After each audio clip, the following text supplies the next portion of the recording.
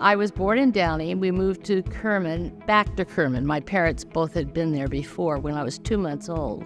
My dad and mother both immigrated from, dad from Iowa, mother from Indiana in the early 1900s. We've been in farming for generations. My grandfather on my mother's side farmed in Indiana before he came out, and then farmed and did other things here.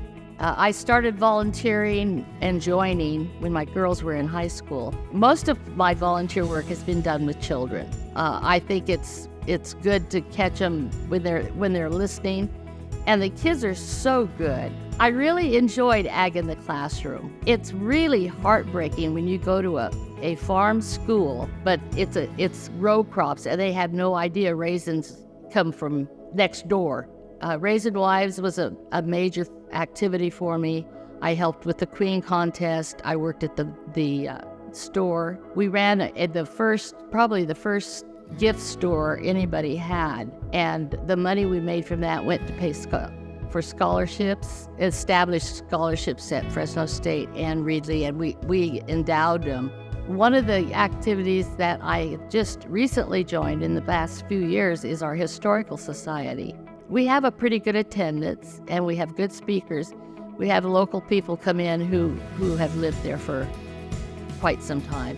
The garden club I've belonged to for, ever since I've been an adult almost. My mom was a member before I am. We have about somewhere around 30 to 40 members now.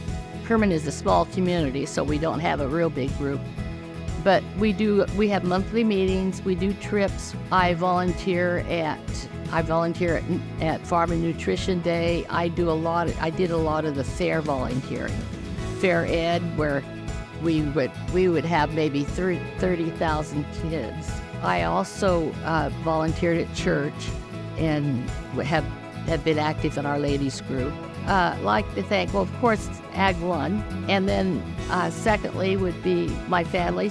I could not have done this without Susie. She's been my sidekick, my chauffeur, my decorator, everything.